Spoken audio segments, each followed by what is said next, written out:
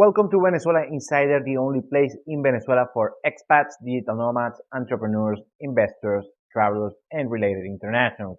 For more information, venezuelainsider.com. A short period between 1989 and 1992, you had the fall of the Berlin Wall, the fall of the Soviet Union, new republics, China kind of re-enters the game, and all this was globalization. I've been doing international economics, international finance. I worked at Citibank, at that time in the 80s. So we had international relations, international banking, et cetera, but it wasn't globalization. Globalization didn't really, Russia had to enter the game, China had to enter the game, the Iron Curtain had to come down, all these things had to happen, and they did.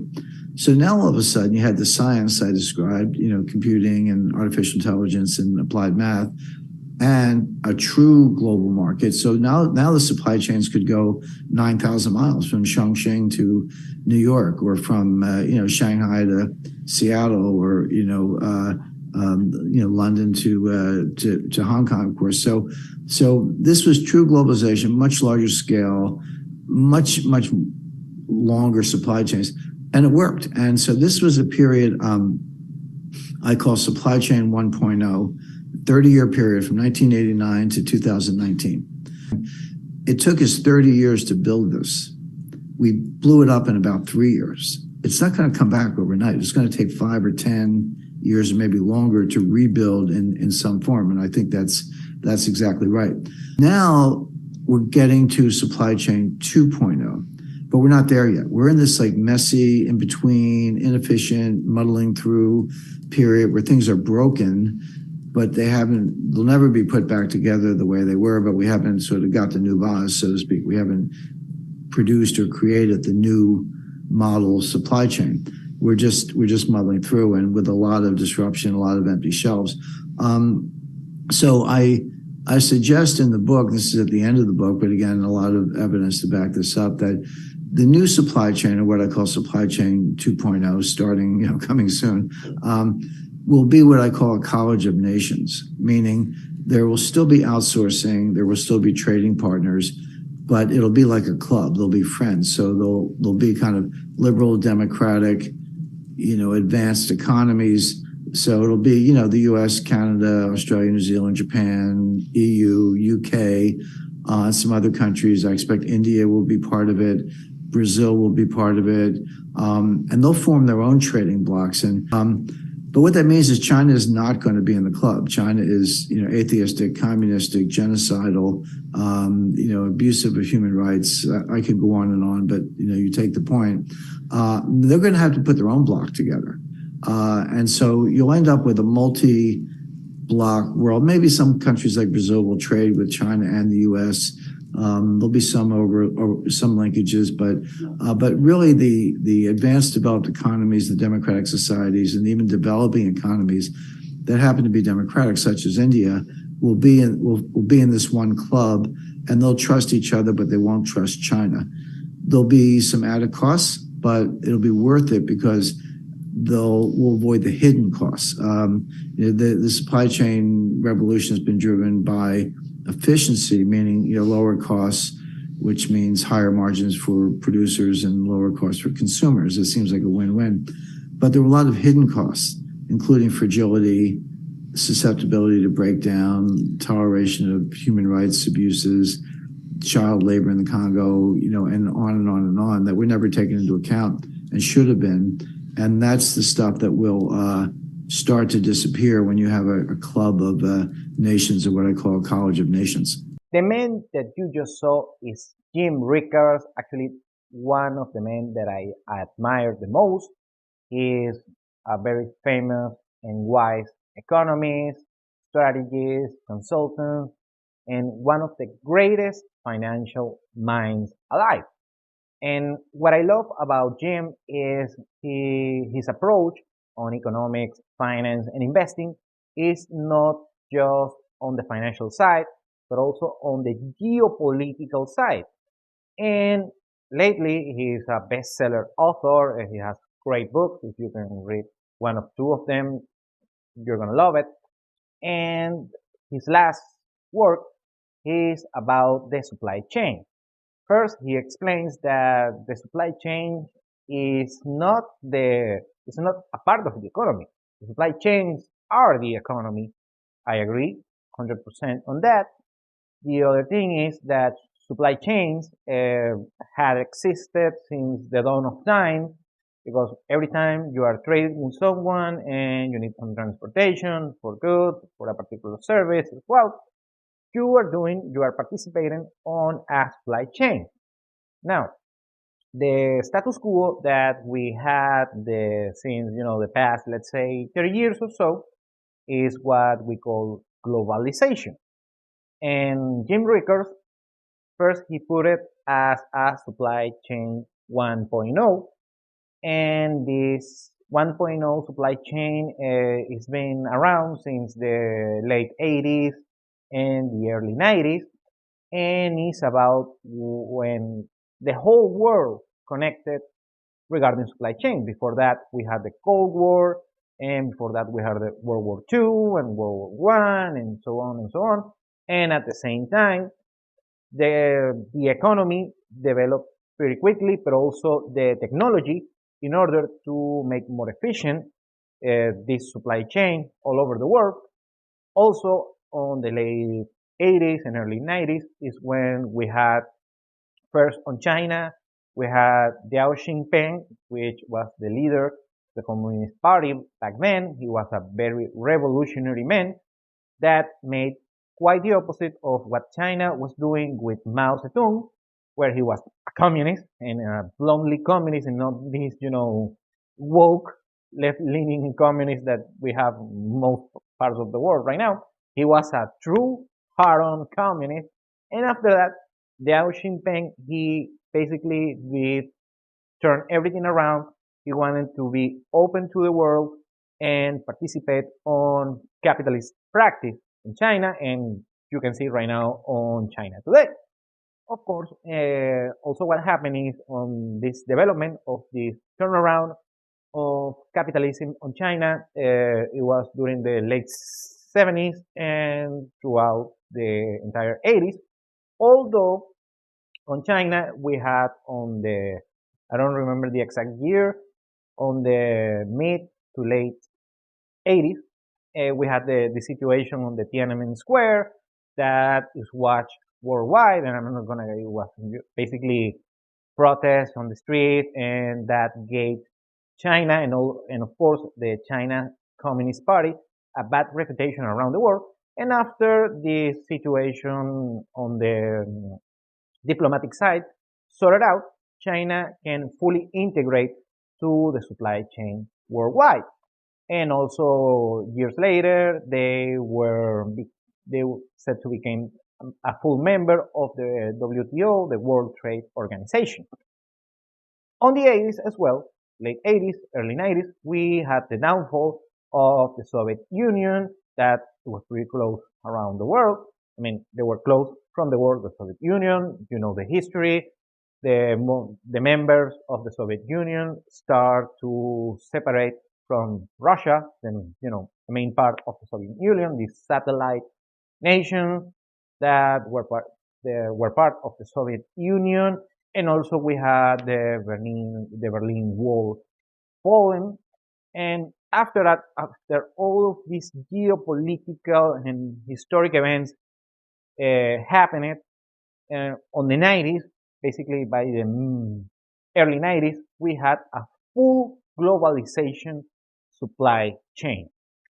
And what combined with the technology that swiftly grew up back then, what we had is that we have products from all over the world in our local supermarket, on our local store, you name it, you name it, you name it. US mostly outsourced is industrial production from China and other parts of the world where the labor is way cheaper than the US itself. But of course, that affected the entire world because we have many products, many goods, from cars to food products to liquors to clothing, you name it, you name it, you name it. Everything that you see on this video, this camera, this mic, this shirt, these glasses, everything that you see, the frame, this, everyone, they're always asking me for this painting back then.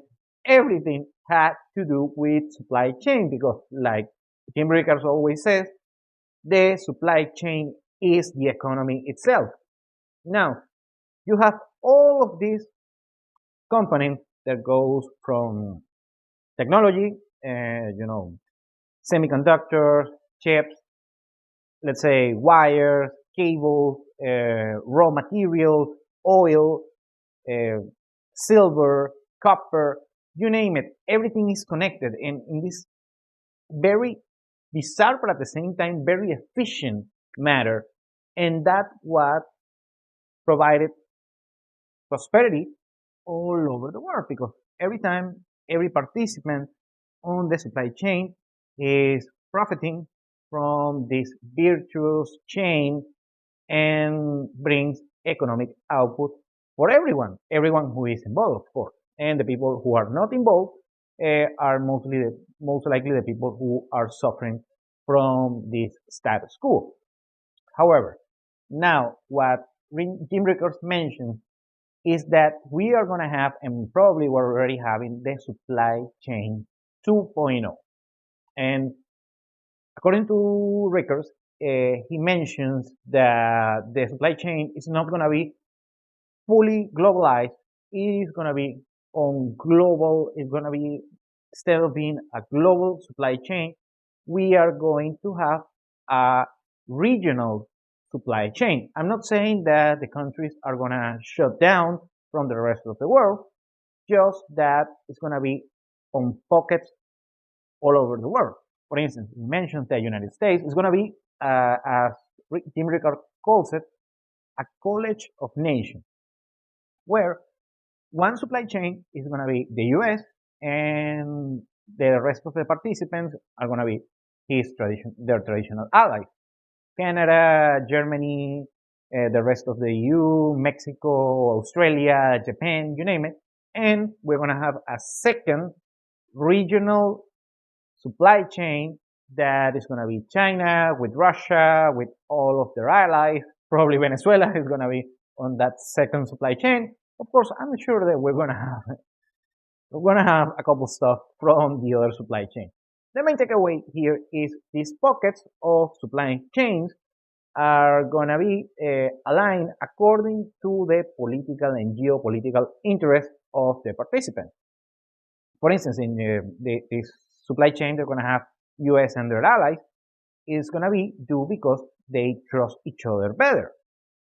And of course, they have the same, let's say, ideals of democracy and republic and so on and so on, and have a kind of a similar congruent constitutions and laws and rule of law and you name it, and culture and history, and you take the point. And for the other hand, we have supply chains with China and Russia that are more authoritarian regimes, and they're going to find some business partners, trade partners that are quote unquote aligned with the same ideals, like Venezuela. But at the same time, sometimes they can mingle, they can interconnect between both supply chains, and of course, they can be a third and a fourth supply chain, let's say all the countries in Africa, or in the Middle East, or in Latin America for that matter. And this convoluted world is going to be that it's not going to be closed. It's not like we are going to lose all of the prosperity that we achieved on the world on the past, let's say, 30 years. It's going to be regionalized, and hence also it's not going to be as efficient as the previous supply chain. It's going to be more secure. And that we saw that on COVID and all of the consequences after the pandemic, with the supply chain issues. What will happen is, since the trading partners in each regional supply chain, they trust each other better, they are more trustworthy among each given nation because, for instance, China and Russia, they trust each other better and they're more trustworthy than the trade with the US or the EU and vice versa. So the main takeaway here is that, according to Jim Rickards, is we're going to have the supply chain that's going to be a little bit more expensive. Let's say if you buy, let's say, a can of soup, a can of tomatoes on the supermarket, and a couple of years ago it cost $1. Now that same can of tomatoes is gonna cost, let's say, $1.10 or $10.05, and that extra 5 to 10 cents is insurance that the supply chain is not gonna be, is less likely to be disrupted as it was years before. So you're paying a little bit of a markup price, a little bit of a premium. However, such premium is insurance that the supply chain that brought that can of tomatoes to your local grocery store is more likely to be more secure, that you're going to find it every single day for the next 10 to 20 years or so, compared to the old supply chain where, okay, you can find it on $1, but sometimes it's going to be supply chain issues, and it's going to be less likely, it's going to be less secure that you're going to have the probability or having such canned tomato soup, whatever, on your favorite grocery store. So it's not that I want that, but it's probably the thing that we are going to have on the next 10 to 20 years or so, according to Jim Rickards. He's a very intelligent man, so I take his word for it. And I just wanted to maybe do this philosophical discussion of Jim Rickards' work. So I'll read on your comments what's your thought on the new supply chain paradigm they're going to have in the world. Thank you for watching Venezuela Insider. Please like, share, and subscribe. Follow us on social media. If you want to work with us, VenezuelaInsider.com. Thanks again and have a nice day.